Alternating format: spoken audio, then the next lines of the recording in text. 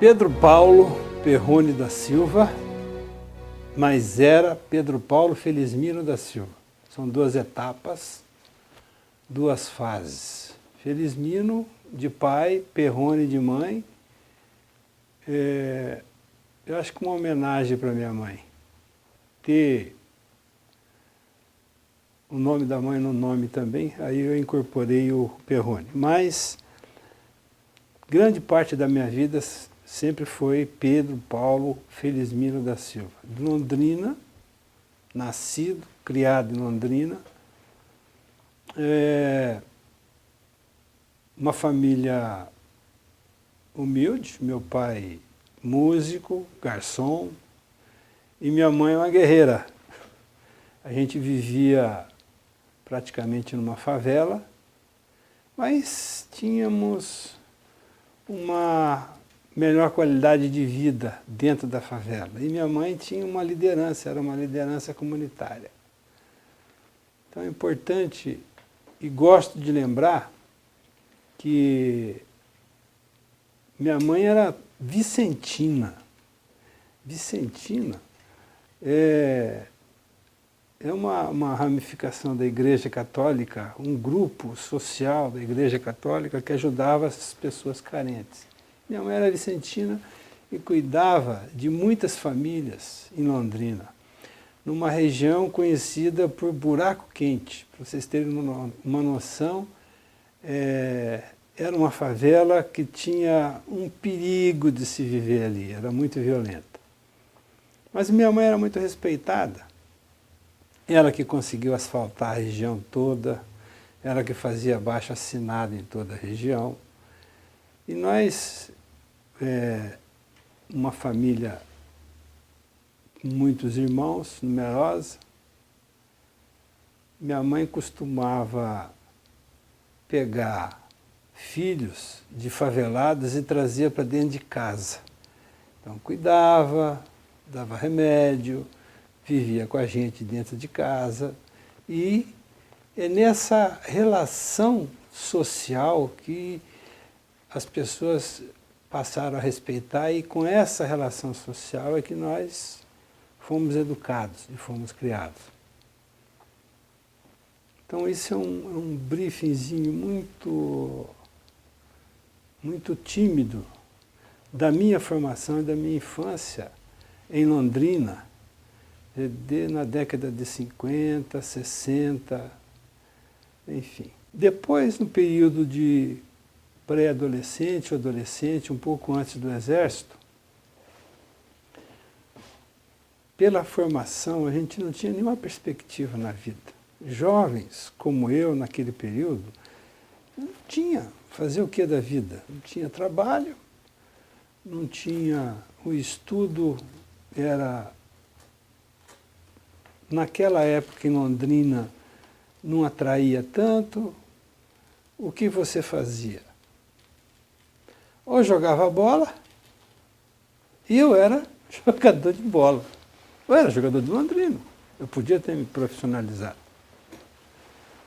Mas, no fundo, minha mãe não queria nada disso, ela queria que eu servisse o Exército. Incrível, mas ela queria que eu servisse o Exército. Talvez, não pelo Exército em si, mas porque ela queria ver o filho dela fora de casa, mas com proteção, sob proteção. Da mesma forma como ela botou a gente para estudar em seminário interno aqui em São José dos Pinhais. Então, era o jeito dela de tentar dar o mínimo de proteção para os filhos. Mas eu queria passar a falar do momento que passou a ter mais significado na minha vida, que foi o período pré-exército, que é um divisor de águas na minha vida. Eu jogava bola, mas ao mesmo tempo que eu jogava bola, alguma coisa me chamou a atenção para a leitura. E eu era o rato da biblioteca de Londrina, ao ponto que eu pegava tanto livro, que acho que foi uma forma que eu encontrei de fugir daquela realidade assim, sem perspectiva na vida. Então, eu nem precisava assinar, mas era tão conhecido, tão carne de vaca ali dentro, que eu nem assinava, pegava livro, eu sabia que um dia ou dois eu estava devolvendo o livro e lia tudo, lia. E tem dois livros que me chamam a atenção hoje, mas que para mim na época não tinham sentido algum, não tinham importância especial alguma, que foi Os Capitães da Areia, do Jorge Amado. Eu gostei da narrativa. E aí eu fui atrás de outras obras do Jorge Amado. Mas como eu tinha gostado tanto da narrativa dele de Capitães da Areia, eu fui lá, voltei na biblioteca, na mesma prateleira, tinha lá os tomos todos encadernados e peguei Os Subterrâneos da Liberdade. É um outro tipo de narrativa, outra abordagem, li todo ele, adorei o livro, mas para mim aquilo era um romance, não era história. Eu não conseguia linkar, não dava link, não dava consciência. Eu estava ali, era só para ler, fugir. Isso foi bom mesmo não tendo iniciado uma conexão de consciência política, social, sem entender o que estava acontecendo no país, enfim. Era totalmente alienado do processo, mas tinha esse vício, um vício bom de leitura. Foi quando eu tive que servir o Exército, vim aqui para Curitiba, para o 20, Regimento de Infantaria aqui de Curitiba. Fiquei 2 dias e me mandaram para Brasília, para o BGP. Não sei por que decidiram me mandar para o BGP. Mas como eu, foram uns 3 ônibus cheios de conscritos, eles falavam conscrito, fomos todos para o BGP. Foi uma coisa interessante. Você tinha gente do Brasil inteiro, era um outro nível. Enfim, eu passei estudando dentro do Exército, parece incrível, mas eu tomei um gosto pela leitura tão grande que eu também virei rato de biblioteca do Exército. Só que na biblioteca do Exército você não tinha. Você tinha romance. Eu lembro muito de ter lido Henri Cherrier, Papillon, que tinha. Esse é um livro que eu cheguei a ler 2 vezes esse livro. E isso dentro da biblioteca do Exército. Que incrível!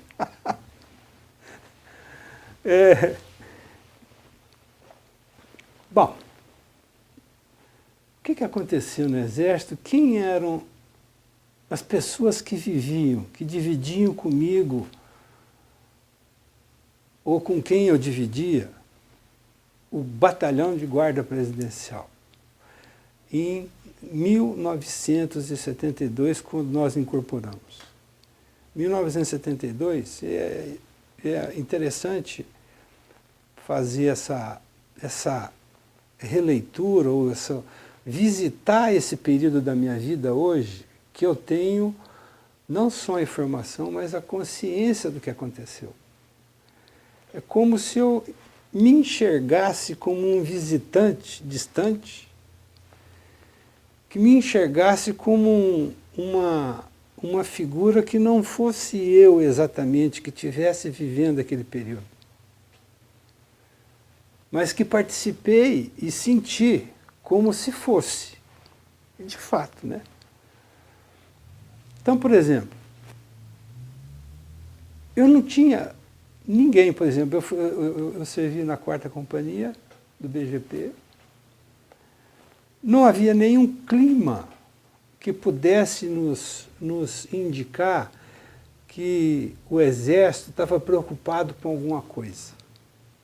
Mesmo porque em 72, se a gente for considerar a guerrilha do Araguaia, a guerrilha, parece-me que ela foi detectada em abril ou maio de 72, se não me engano. Por isso mesmo, quando nós incorporamos, não tinha nenhuma preocupação. As pessoas Estava com aquela novidade, né? O sargento, querer conhecer o sargento, aquela coisa nova de farda, a rotina, os ensinamentos, é tudo ordem unida, aquela coisa cansativa. Você não tinha tempo de pensar, você não tinha tempo de fazer absolutamente mais nada a não ser cuidar da rotina, cuidar da ordem unida que eles davam para vocês. Nenhum momento, aliás, em 2 momentos, durante o ano todo que eu tive servindo nesse período negro da ditadura brasileira, que o presidente era o Médici, só tive 3 momentos em que hoje, analisando, eu posso dizer, olha, realmente essa era a indicação de que estava acontecendo alguma coisa no país. Um momento em que, num curso de cabo, porque eu fiz o curso de cabo, com 180, outros conscritos, não eram, já éramos soldados, com 180, o curso era para durar 3 meses e nós ficamos mobilizados durante 6 meses. Mas não 180. Os 12 que passamos no curso de cabo.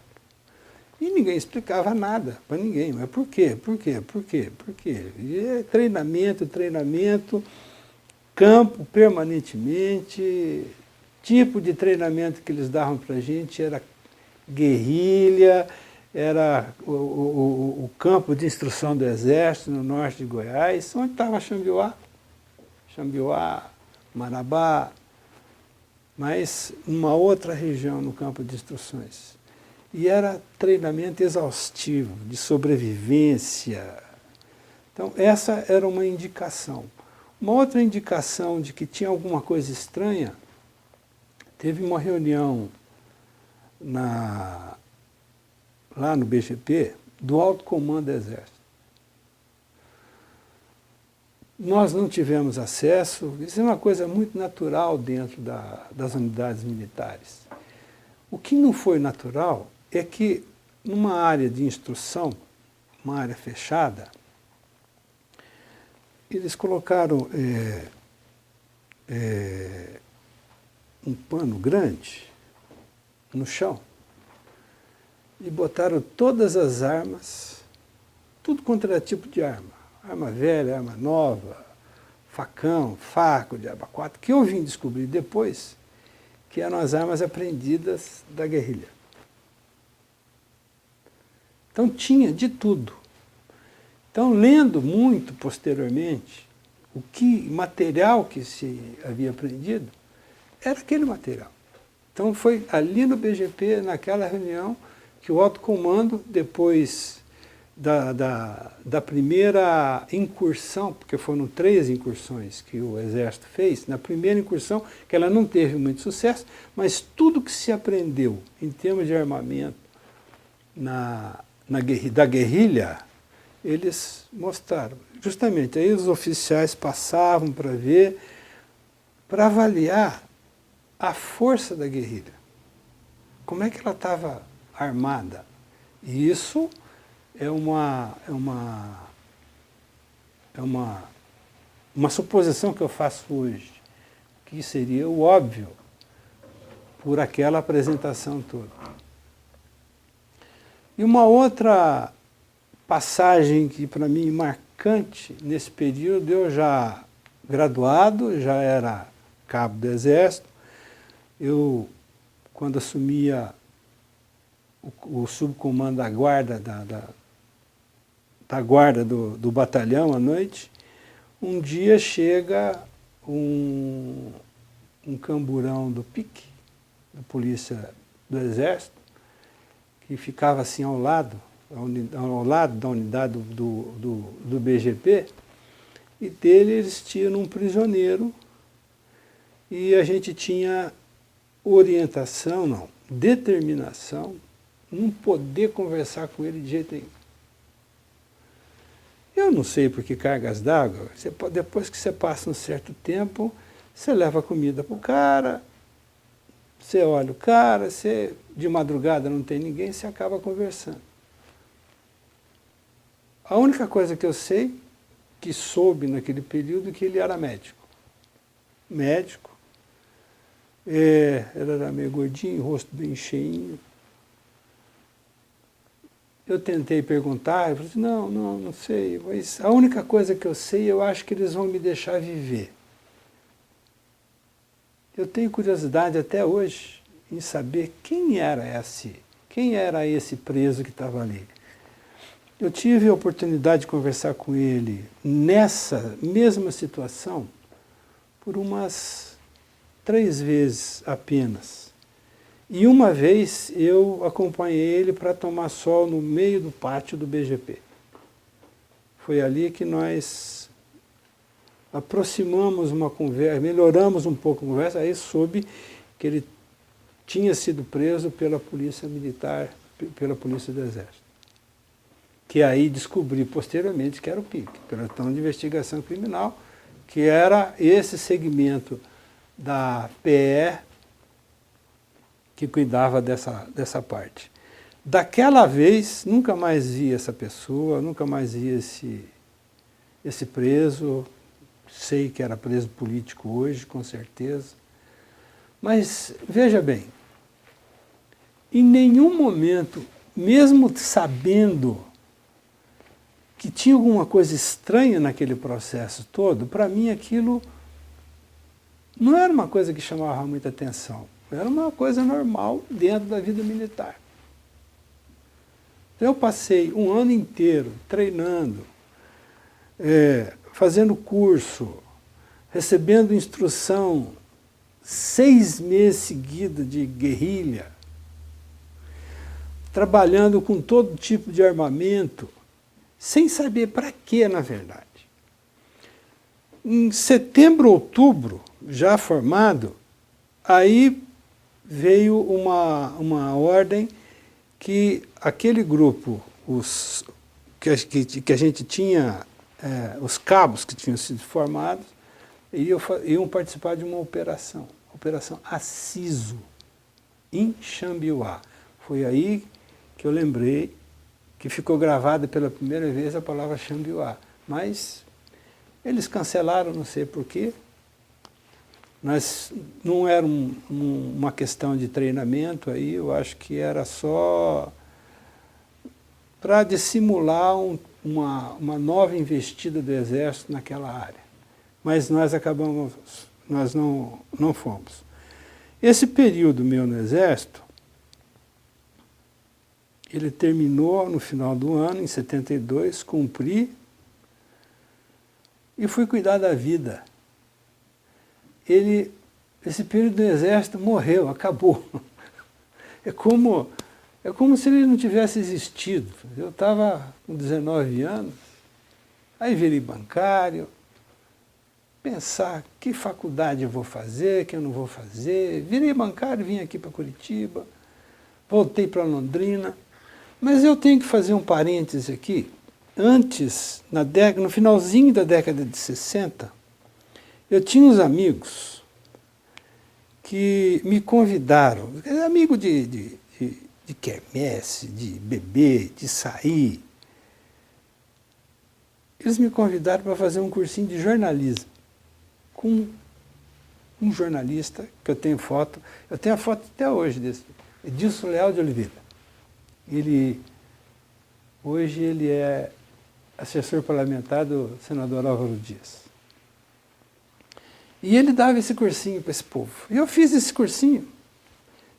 Eu fiz porque os amigos fizeram. Também não tinha nenhum compromisso. Só que, por conta desse cursinho que eu tinha feito anos antes, logo depois que eu voltei do Exército, voltei de Curitiba, onde trabalhei, fui bancário, meu irmão, que já fazia curso de jornalismo, do primeiro ano do curso de jornalismo de Londrina, ele também era presidente do DCE, o Tadeu Felizmino. Eu passava com ele em frente à Folha de Londrina e foi uma curiosidade. Ele falou assim, Pepa, o que você vai fazer da vida? Eu passei, olhei para a folha de jornalismo e falei, eu acho que eu vou ser jornalista. Ah, então vem cá, entra aqui comigo. E quem estava lá como chefe de reportagem? Edilson Leal, que já tinha dado um curso anos antes, no final da década. Foi ali que eu comecei como jornalista. Essa relação com o jornalismo, ela me deu, também não me deu consciência nenhuma. O que me deu consciência foi ter entrado na faculdade no ano seguinte. E aí comecei a participar do Poeira, por causa do meu irmão. Essa participação, aí começou a me dar consciência, porque aí eu era jornalista, pagava os meus estudos, mesmo sem ser formado. Naquela época você podia ser provisionado, você tinha como fazer isso, hoje não. Mas eu pagava meus estudos e queria fazer parte de alguma coisa. Parece que é uma necessidade que você tem nessa fase da vida de estar ligado a alguma coisa. Quando eu fui ligado ao Exército, eu gostava de fazer porque eu estava ligado a alguma coisa. E felizmente, eu digo felizmente hoje pelo desfecho que eu tive na vida, e felizmente eu me liguei numa coisa extremamente interessante, boa, positiva, que foi o Poeira, fazer o movimento estudantil, que eu convivi com gente que discutia política. Quer dizer, eu me incorporei e vivenciei e ajudei a reorganizar a UNE, isso tudo na década de 70. Então começa 70, no tempo do Brasil ame ou deixe do Médici, passa pelo período do Exército, depois eu passo por um período de adaptação profissional, entro no jornalismo, e aí eu entro na fase da consciência, que é, eu diria, a consciência de cidadão, a consciência política, não consciência ideológica, porque eu nunca tive partido. Eu nunca me filiei a nenhum partido. Não porque eu não gostasse ou fosse contra, pelo contrário, eu trafegava em todas as áreas. Mas li, a partir daí, porque eu nunca tive problema com isso, eu li muito sobre política, li muito sobre economia, até para poder discutir com as pessoas. E eu fazia jornalismo, e eu era jornalista. Então, aquilo foi dando um conteúdo profissional e um conteúdo político para mim. No DCE, especialmente no Grupo Poeira, como jornalista, a gente escrevia, patinava, fazia movimento estudantil, fazia mobilização, organizávamos eventos políticos, tínhamos as semanas de atualidades, e a repressão batendo em cima. Quer dizer, eu já tinha lado, eu estava num grupo com lado. E me apaixonei por esse lado. Então, assim, eu entrei na vida política. Mas a minha vida política, ela nunca foi exclusivamente política. Ela foi sempre, a minha base sempre foi o profissional, não usando a política, mas para entender a política. Então, tudo aquilo que eu aprendi na política, eu usava profissionalmente. E nesse período, o que nós tínhamos? O movimento estudantil, que era a UNE, foi a primeira etapa. E a etapa mais importante, porque a gente estava tão bem mobilizado, não tinha volta mais. A gente estava enfrentando a repressão. A gente enfrentava a repressão com argumentos, com informação. A gente não ia para cima de peito aberto. A gente tinha um jornal, a gente a gente atingia a repressão criando consciência nas pessoas em torno da gente. E esse aprendizado foi muito bom para mim, porque eu tanto fazia quanto me beneficiava desse processo. Então, o Poeira, o jornal, foi fantástico nesse aspecto, porque ele me ajudou não só politicamente, academicamente, como profissionalmente. Então eu tive um aprendizado prático, teórico, da minha profissão e politicamente dentro do movimento estudantil, que foi o Poeira. Foi quando nós convivemos com, creio que muitas das pessoas que prestaram depoimentos aqui, que testemunharam, como o Gilberto Martim, outros, que eu não sei se vocês já ouviram, mas com certeza. Mas então, nesse processo, o movimento estudantil tinha duas lutas importantes. Uma, que era o ensino gratuito, e uma luta que na verdade, ela era a nossa razão de existir. Sim, que era você trabalhar para melhorar as condições dos colegas de sala e da faculdade. E a outra luta, que era para viabilizar isso daí tudo, que era você ter uma entidade que pudesse falar por você. E essa luta ela já tinha uma abordagem política e ideológica que não tinha na faculdade. Mas na luta da UNE, sim. Então, aí você já tinha que enfrentar grupos com posições divergentes, antagônicas, libelu, socialista, trotskista, maoísta, MR8. Então, o movimento estudantil ele estava a coisa mais linda, porque todo mundo que pensava estava ali. Todo mundo que contestava estava ali. Cada um contestava de um jeito, cada um propunha uma ação de outra maneira. Quer dizer, de repente o Brasil, esse foi o momento de reconstrução da UNE. Eu não digo que foi guerrilha, eu não digo que foi o movimento ideológico nesse país que fez a grande diferença. Eu acho que, na minha opinião, a grande diferença foi o jovem na reorganização da UNE, em que o confronto das ideias é que fez a média desse país. Os políticos partidários, claro que o próprio estudante, dentro dos estudantes, havia toda uma representação partidária, que estava clandestina ainda. Mas ali é que as coisas realmente aconteceram. É como se você tivesse feito um grande congresso internacional juntando todas as tendências.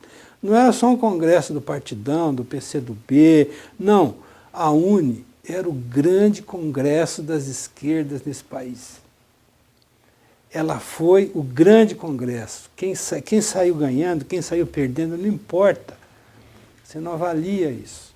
E nós de Londrina, qual era a posição nossa? Eu não conseguia enxergar, numa primeira etapa, o componente ideológico do Poeira em Londrina. Vim enxergar isso posteriormente. Eu estava lá participando porque eu participava de alguma coisa. Eu fazia, estava batalhando, estava dentro, aprendia a discutir, buscava argumento. Foi um aprendizado interessante. Uma quarta reunião, eu não sei se quarta, terceira, não lembro bem. Nós tínhamos uma repressão cercando todo mundo, já muita gente visada, e a gente estava naquela fase final de reorganização da UNE, e a gente precisava mandar representante para São Paulo, na PUC. Fizemos uma reunião. Não dá para dizer que era uma reunião clandestina, mas não era uma reunião pública. Uma reunião com todas as tendências políticas, justamente para discutir a reorganização. Quando, como é que íamos fazer. O presidente... eu era um representante, fui eu e o Dias, que era o representante, que era o presidente do DCE na época. Fomos os dois representando Londrina para esse evento. E era uma coisa assim, muito interessante, porque a gente estava no meio da decisão mais importante da política brasileira em termos de reorganização democrática, como eu entendo e interpreto hoje. E éramos os únicos dois que tínhamos as posições mais moderadas. O povo queria ir para o confronto. Todas as tendências.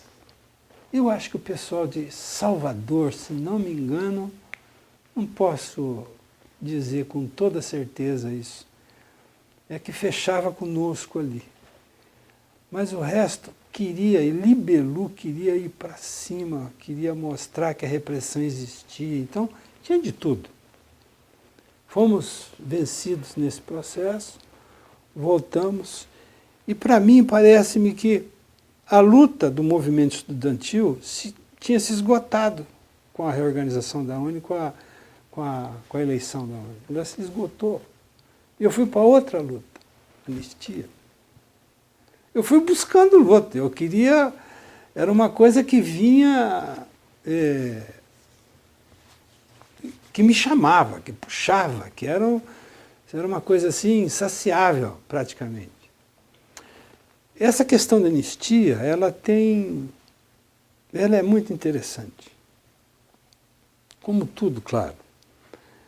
Londrina tinha um bar, Chaplin era o nome do bar, na rua Quintino Bocaiúva. Estávamos o Dinho Domingos Pellegrini Júnior, um escritor conhecido, grande democrata em Londrina, e o Joel dos Santos, jornalista. Ele era jornalista da Folha de Londrina e também correspondente do Globo. E sentamos para tomar uma cerveja e o Dinho falou assim, não, nós temos que montar o comitê de anistia, isso em 79. Porque em 78 já tinha sido montado, já tinha sido criado o Comitê Brasileiro pela Anistia.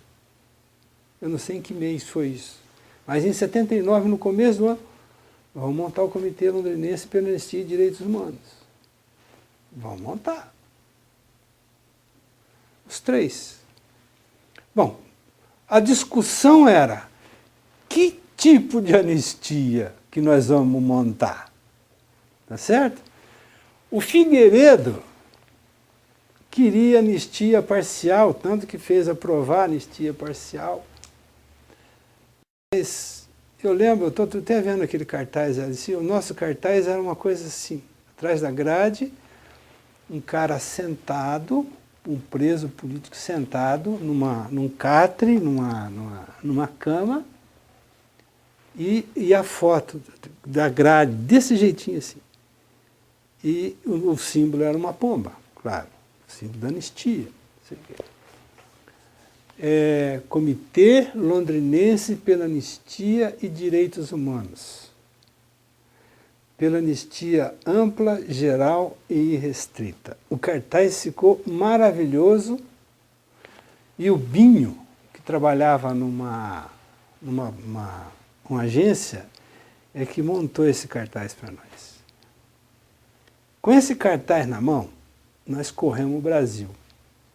Nós participamos. Eu, particularmente, como eu tinha mais liberdade no meu trabalho como jornalista, e o pessoal da Folha de Londrina nunca me encheu o saco para isso, eles sempre me liberaram, nunca causaram nenhum tipo de problema. Eu é que mais viajava, ia para São Paulo, ia para Belo Horizonte, a Terezinha Zerbini a gente encontrava para discutir anistia. Como é que é o nome? Aqui em Curitiba nós viemos várias vezes. A gente vendia cartaz para levantar dinheiro, todo mundo comprava, cada comitê chegava, ops, era uma forma de ganhar, de se levantar um dinheiro para custear o movimento. Você vendia o cartaz. Puxa, que cartaz bonito, aí, quanto você dá? Tá. Você levava um pacotão, vendia, brindezinho, enfim, a gente trocava as coisas. E a grande discussão, eu lembro muito bem, foi uma vergonha, que quando eu lembro disso, até hoje eu me sinto incomodado. Nós tivemos uma reunião em São Paulo, eu não sei se na filosofia da USP, eu não sei bem quando foi isso, mas nós tivemos uma reunião para definir qual é a posição dos comitês de anistia em relação à Lei de Segurança Nacional. E nós, em Londrina, nos preparamos para esse tema mais de 10 dias. Nós tínhamos advogados democratas, juntamos esses advogados. É interessante isso. 2 já faleceram. Nós estudamos a Lei de Segurança Nacional. O que a gente imaginava? Que a gente não ia derrubar a Lei de Segurança Nacional. Não tinha força ainda suficiente para isso. Mas a gente podia criar condições de mudar algumas coisas. E nós fomos nessa direção. Aí, pessoal, o Comitê de Londrina, estamos todo mundo lá, aquele bando de gente, cheio de gente, todo mundo babando sangue por conta do... Não, nós temos aqui uma proposta para acabar, para alterar a Lei de Segurança Nacional. O cidadão lá no fundo, como? Alterar? Nós temos que acabar com essa desgraça. Acabou ali. 10 dias de trabalho nosso foi para o saco. Foi um aprendizado. E estava certo.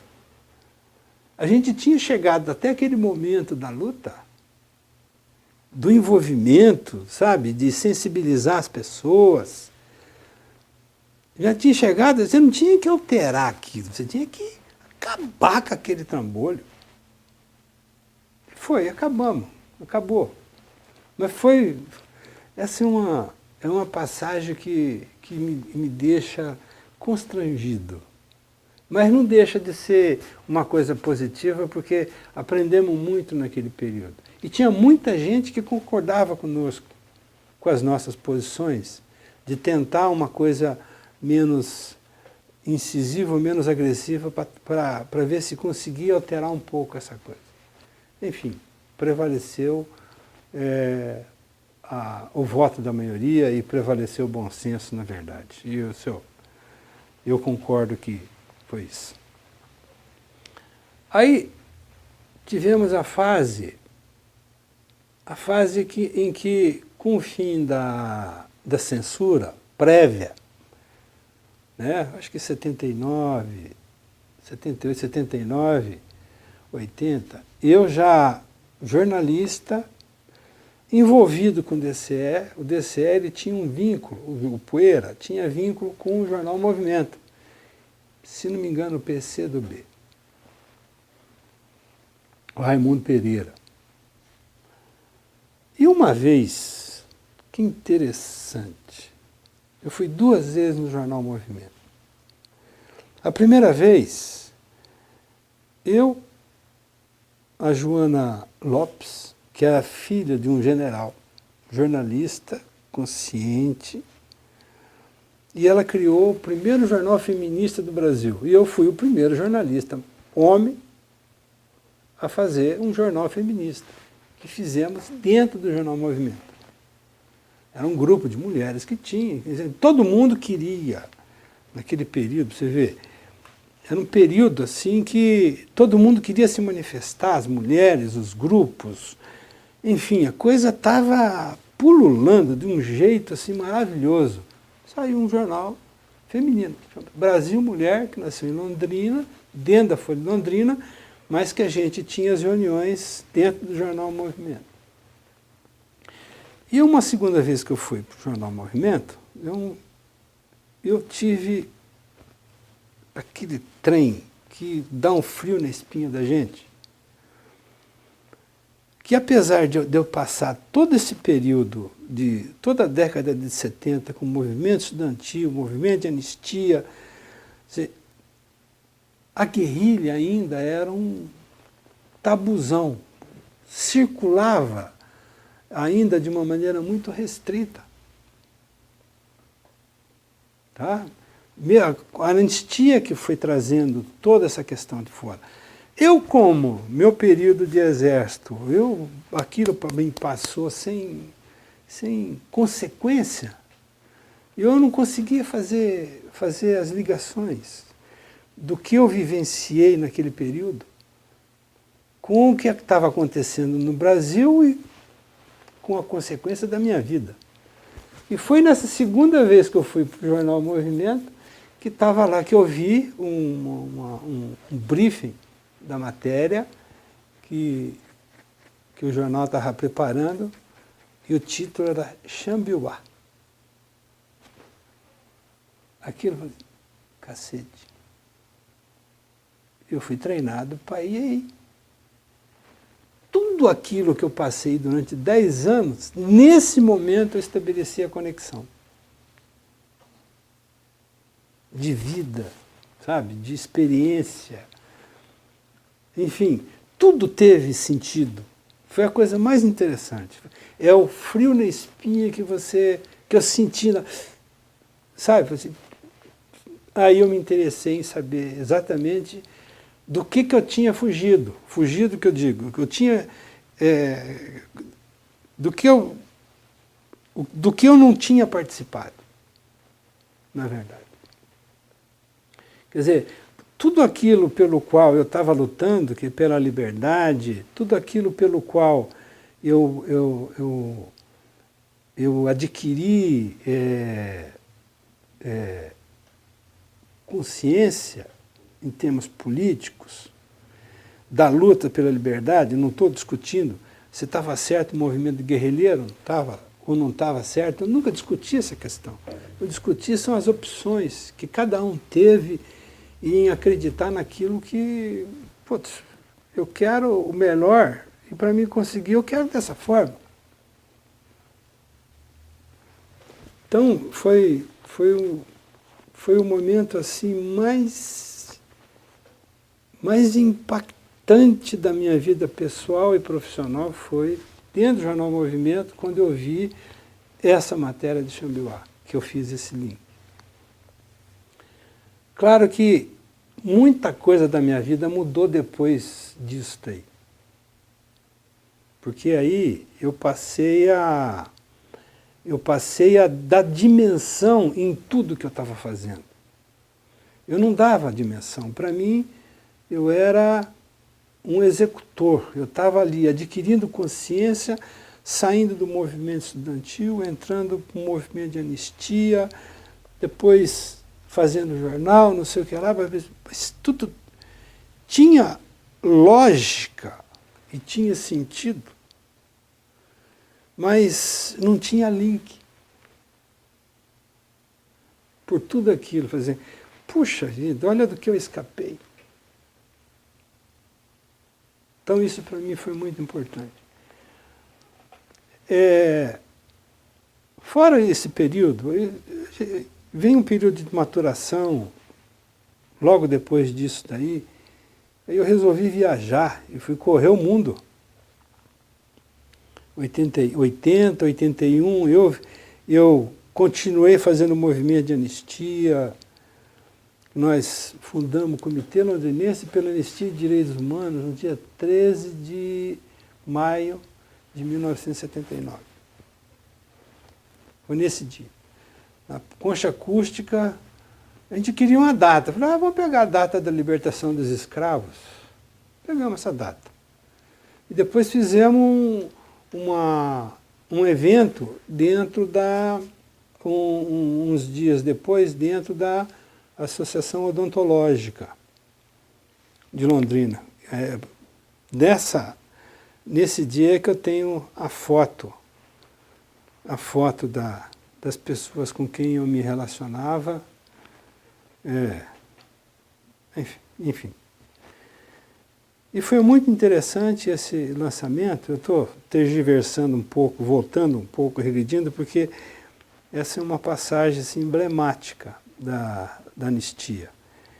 A gente não sabia como é que a sociedade ia reagir a esse movimento, porque não era uma coisa de estudante mais.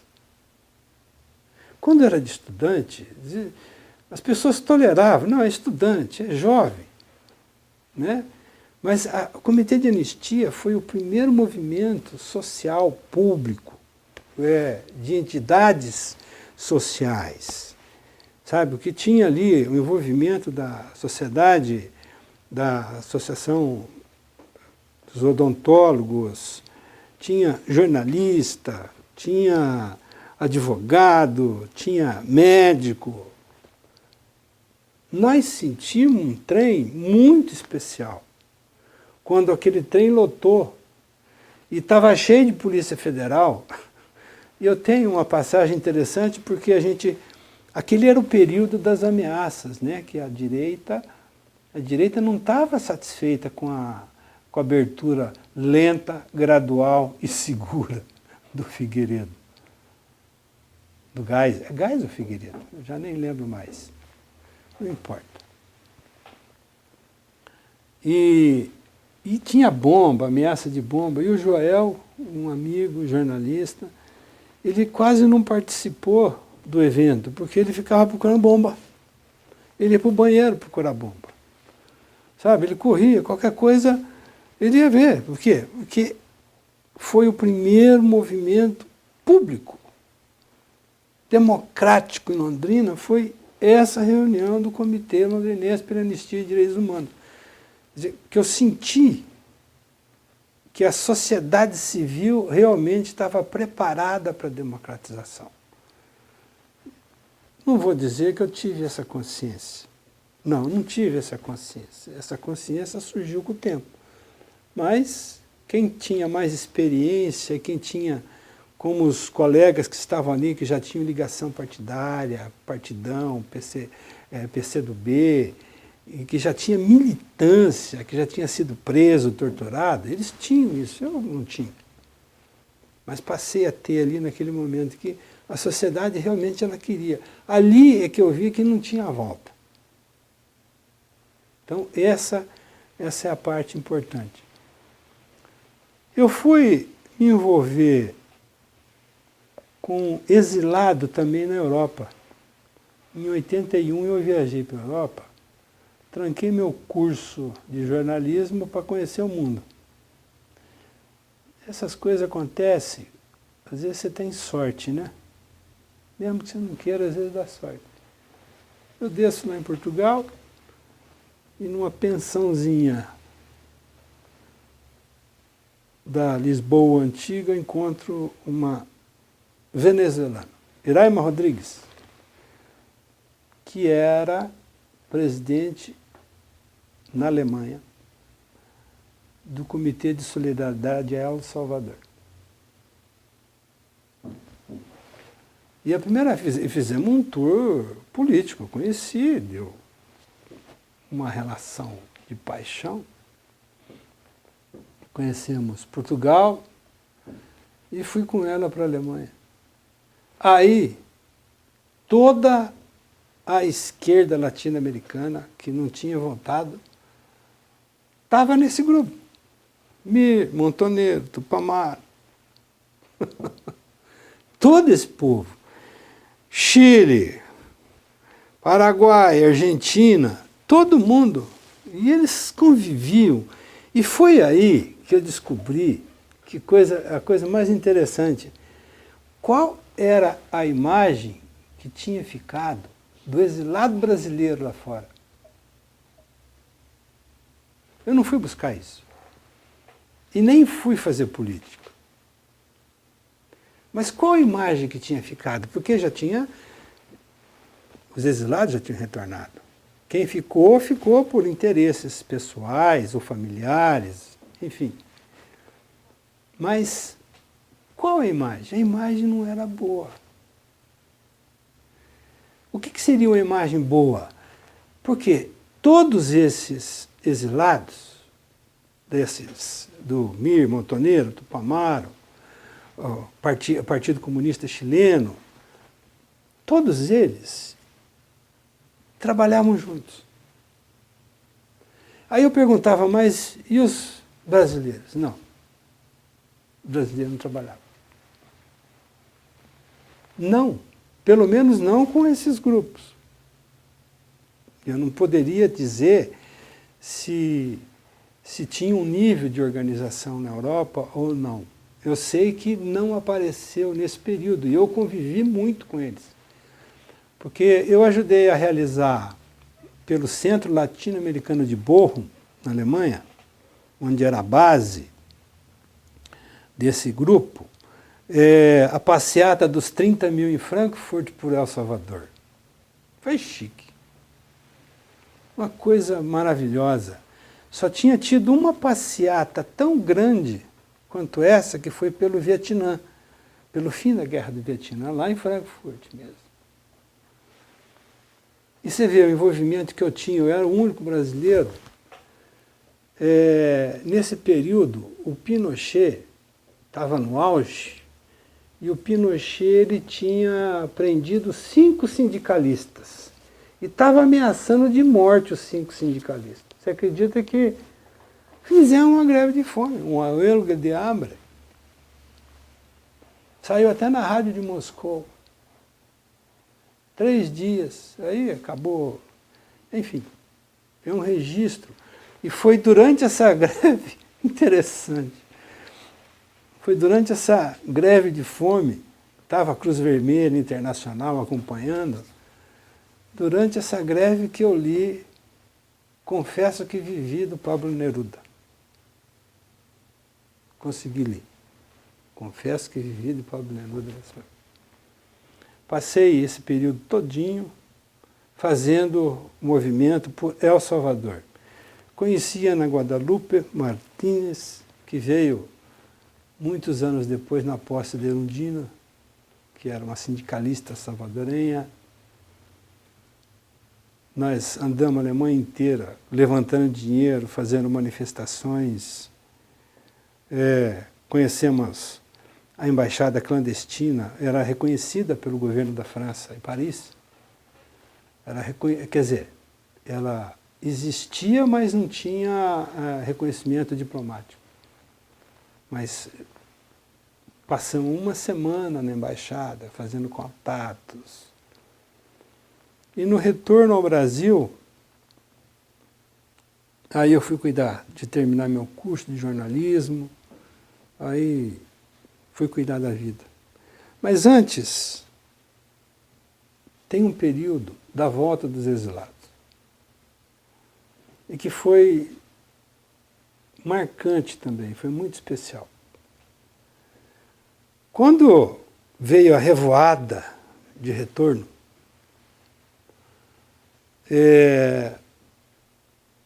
eu falei, olha, eu vou entrevistar esse povo.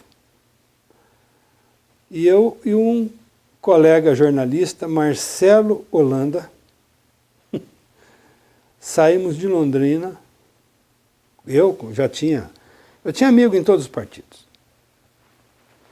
Todos. Eu conversei com Ali Alderci Saab, meu amigo, partidão, um agrônomo torturado. Falei assim, eu preciso entrevistar o Prestes. Ele vai chegar, eu quero entrevistar o Prestes, quero entrevistar o Gregório Bezerra, enfim. Então, e ele conseguiu nos incluir nessa entrevista coletiva. Foi raríssimo, foi muito rara essa perspectiva. Então, Prestes chegou, o comandante chegou, sentou na mesa, todo mundo na redação do Pasquim, aquilo, tinha gente apinhada em tudo quanto é canto, Enfio, Ziraldo, todo mundo, e o Prestes, aquela figurinha, não parecia aquele homem forte, era uma coisa pequena, frágil. Primeira impressão que eu vi, que eu tive dele, assim. Antes de começar, bom, eu peguei um gravadorzão daqueles de 6 pilhas, aqueles, botei em cima da mesa, aquilo foi... De onde é que vem isso? Quem que é? Quem que é? Aí corre daqui, corre dali o Ziraldo. O Ziraldo falou assim, não, esse é o pessoal da Folha de Londrina. E a Folha de Londrina foi o único jornal do país, fora do Pasquim, que publicou aquela exclusiva do Prestes, a primeira que ele deu quando ele chegou do exílio. Então a gente fazia isso. Por quê? Porque tinha ideologia? Não, porque eu buscava um lado profissional e eu queria trazer, eu queria viver esse momento que foi muito especial. Porque eu já tinha a consciência e tinha estabelecido todos os links da minha vida. Sabe, desde o meu período de militar até esse momento. Puxa, quem são essas pessoas? Vê-las, não ler sobre elas. Foi isso, linhas muito gerais. Muitas coisas aconteceram, são detalhes que não acho tão marcantes na minha vida pessoal, político, profissional. Mas não me envolvi com partido porque julgo como jornalista, eu não poderia, nunca, defender um partido ou uma ideologia sendo um jornalista que deve falar para todos e por todos. Não deixa de ser um pouco arrogante. Aliás, jornalista é arrogante para burro, né? Sempre é muito arrogante, muito senhor de si, mas é uma característica da profissão. Mas eu mantive a minha postura sem me envolver ideologicamente, mas sempre apoiando ideologicamente. O que está certo, o que é correto, o que é decente. Quando você estava servindo no Exército, como que era o discurso oficial? Vocês estavam te preparando para a guerrilha. Sim. E como que era essa representação do outro? Quem era o outro que vocês iam combater? Como era esse outro? A gente não enxergava. Eu vim entender posteriormente o tipo de treinamento, porque o treinamento que nós recebemos, ele não foi o que foi praticado depois no campo. Tá? O Exército, ele foi, a hora que ele descobriu a guerrilha, a existência da guerrilha, ele foi com tudo para cima. É uma coisa desorganizada, sem preparação, e deu com os burros na água, levou ferro. E muito, morreu gente. Voltou, teve que recolher. Por quê? Você não estava preparado para esse tipo de trabalho. O treinamento que nós recebemos, era um treinamento de sobrevivência, praticamente. Eles simulavam ataques de grupos. Então, por exemplo, eles estabeleciam, passavam um mapa de uma determinada área que você tinha que saber, fazer caminho via azimuth, via trilha, você tinha que saber identificar, você tinha que saber sobreviver, enfim. Mas não tinha uma política de relacionamento, não existia uma doutrina militar para combater a guerrilha. Isso aconteceu, como eu te disse, vim descobrir isso muito posteriormente, foi na terceira vez, eu acho que é na Operação Sucuri, se não me engano, em que aí, em vez de 4, 5 mil soldados que iriam como Operação Aciso, ou o que seja, foram 400 soldados profissionais. E ali tinha uma doutrina, é extermínio. Mas para isso nós não fomos treinados.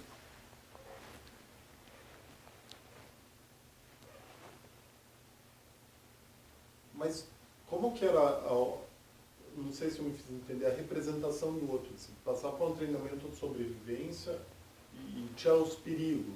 Em algum momento vocês poderiam ser atacados. Como que era passada essa imagem do outro? Era subversivo, era terrorista, era comunista? Subversivo. Subversivo. Subversivo. Você mencionando isso, os bandidos subversivos. Essa era a representação. Feitas por outras unidades militares que tinham esse propósito de contra-atacar também. Tá? Não era uma coisa simples, mas, veja bem, você tinha, qual que era o treinamento? O treinamento era você capturar. Tá certo? Ao contrário do que foi depois a operação final, que foi de exterminar. Então, isso muda muito o tipo de treinamento que você vai ter. Você lembra-se em algum momento, nos treinamentos, eram feitas palestras, falas no sentido de desumanizar esse inimigo? Não. Nada. Só que é o bandido, é o inimigo, é o... A doutrinação no Exército, ela se dá não de uma maneira, numa imersão. É um processo. Tá certo? Então, é o processo que está ali. Você é quem tem a arma, você é quem tem a organização, você é quem tem o poder, é você quem manda. Você obedece ordens e você manda. Então você está ali para cumprir ordens. Então você pega um garoto, um adolescente, sem perspectiva na vida, diante de tudo aquilo, diante de uma arma que você nunca teve na tua mão, diante de uma organização, diante de tudo planejado, nada acontecia fora do contorno imposto pelos militares, você não aprende a questionar, é muito difícil. A menos que você tenha chegado ali na marra com consciência do que estava acontecendo. 99,9% de quem chegava ali, de quem incorporava, não tinha esse nível de consciência. Então, pelo menos no nosso caso ali, no meu caso, mesmo no curso de cabo, não teve um treinamento específico em termos de discurso para combater a guerrilha. Isso a gente só veio saber depois. Por quê? Por causa de Xambiuá. E mesmo assim, depois de 6 meses, o curso era de 3 meses e nós ficamos 6 meses, e mesmo assim é quando veio a ordem que a gente iria embarcar para a Operação Aciso em Xambiuá. E aí foi que eu fiz o link. Descobrimos que Xambiuá era o berço da guerrilha no Araguaia. E justamente nesse período. Então não tinha. Vocês nem sabiam que vocês iam enfrentar lá. Não. Estavam 6 meses treinando sem saber. Eu acho que o próprio Exército, até esse período, como eu incorporei em 72, e a guerrilha foi descoberta em abril, maio de 72, o próprio Exército ainda estava tentando descobrir o que estava acontecendo. Entendeu?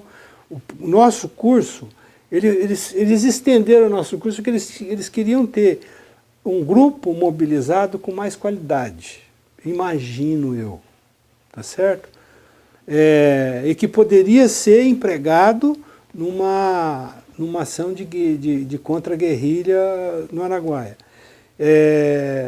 Eu acho que demorou aí uns 3, 4 meses para o Exército, para as Forças Armadas se darem conta do que realmente estava acontecendo ali no Alto Araguaia.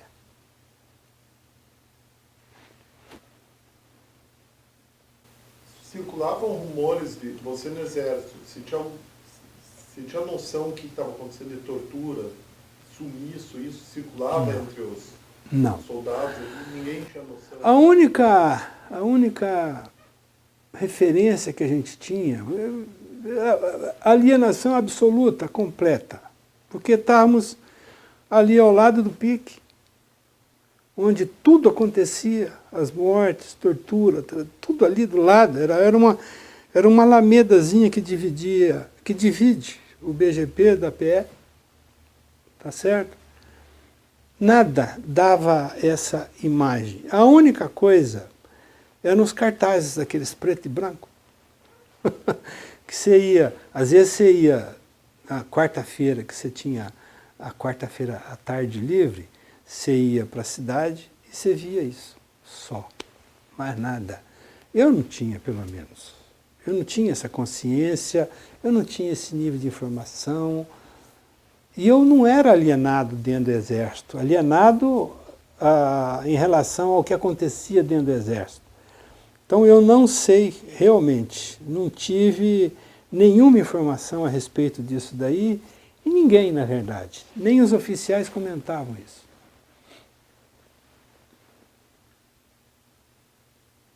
Que ano você entrou na faculdade, Pedro? Eu entrei em 75 ou 76. Eu demorei para sair, viu? Você mencionou ali Granja do Torto, Estância dos Maragatos, Cavalaria, Granja do Riacho Fundo. Você tem esquecido residência de oficiais, Palácio da Alvorada. Essas eram as áreas de proteção que o nosso batalhão fazia. Tá certo? Então, o batalhão de guarda presidencial e o batalhão de cavalaria. Então, a gente tinha um período que a cavalaria fazia a guarda, né? E outro período que o BGP fazia. Tá? Então, esses eram os lugares. E aí você via o Médici, por exemplo, lá na Granja do Torto, ele era um maragato. Eu não sei te dizer por que ele era um maragato, mas ele tinha o cavalo. Então, quando ele chegava lá, tinha lá um oficial que dava os torrões de açúcar para ele chegar e dar para o cavalo dele. Tá certo? Então, na residência dos oficiais generais, que ficava bem em frente ao BGP, então todas eram as áreas de guarda do batalhão de guarda presidencial. Então, todas essas eram as áreas de proteção da unidade militar que eu servi. Pedro, como pensar, já uma última pergunta, como você vê esse legado da atuação no Poeira, qual que é o sentido que isso tem para você hoje? De inserção. Inserção. Em outras palavras, valeu a pena? Seria muito. Cidadania, consciência. Muita gente, eu conheço às vezes alguns colegas que participaram disso e não tiveram esse, vou dizer aproveitamento, porque não seria o termo adequado, Mas eu tive. Para mim foi um divisor para mim, um divisor de águas. Ele me deu consciência pessoal, consciência de vida, me deu consciência como cidadão, consciência crítica das coisas. E me tornou uma pessoa, um democrata. Tem gente que saiu dali comunista, trotskista, não, eu saí um democrata.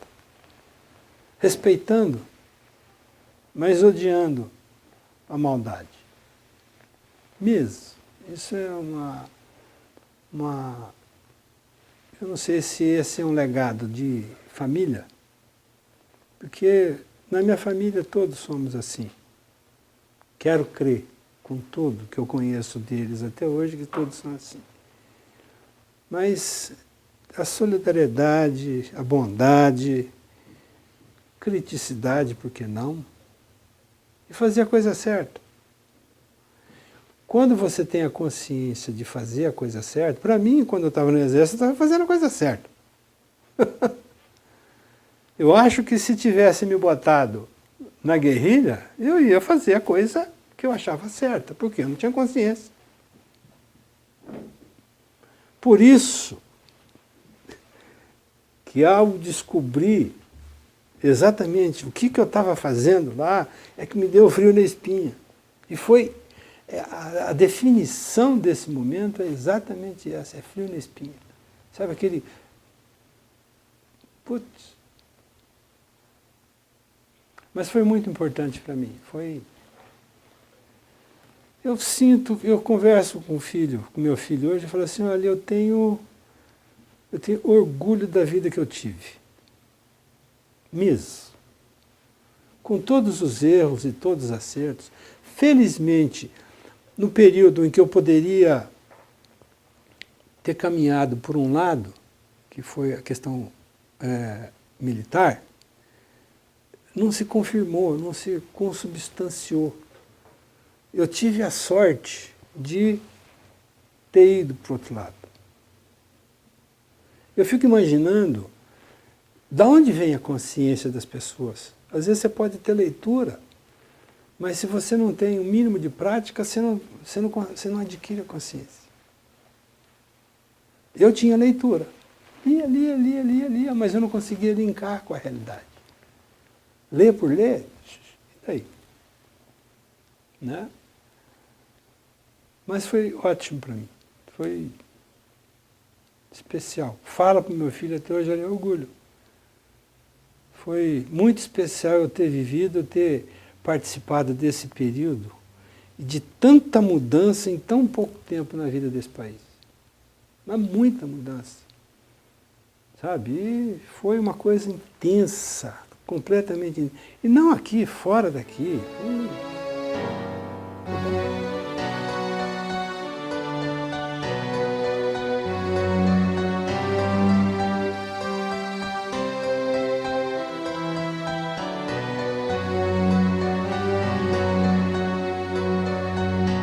Ouça bem esta canção, ela fala pra você.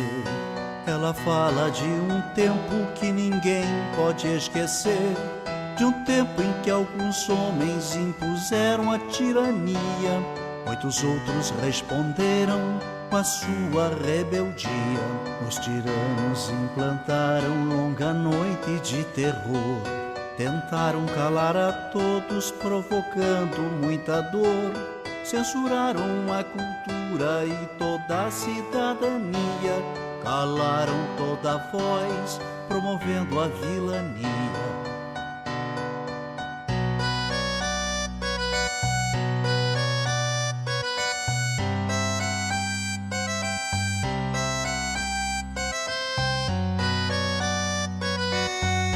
Pelas fábricas, escolas, nas ruas e construções, reagiu o nosso povo à violência dos grilhões. Resistiram estudantes, camponeses e operários. Foram homens e mulheres a enfrentar os sanguinários. 3 reis e Zé e Efésio, Seixas, Isis, Marighella entregaram suas vidas pra vida ficar mais bela. Muitos outros foram mortos por lutar contra a opressão, ou desaparecidos, ou no exílio ou na prisão.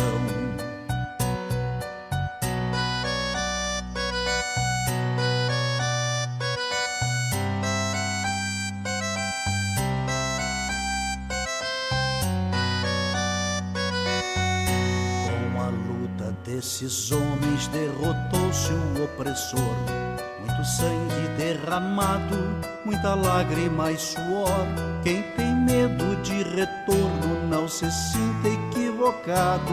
O terror que foi um dia poderá voltar dobrado. A mesma vigilância de quem ama a liberdade poderá impedir que volte o império da maldade.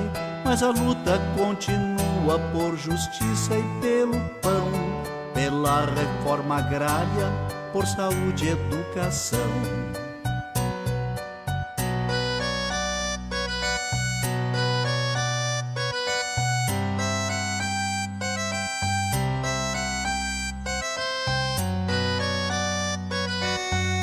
A miséria ainda se espalha, a violência é assassina. Juventude sem futuro, a história nos ensina. Só unido nosso povo vencerá a exclusão.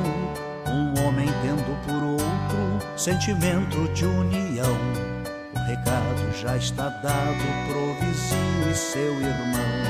Quando a luta cai, o outro estende a mão. Não se cale quem tem fome, quem tem sede de ternura, pois a vida favorece a quem luta com bravura.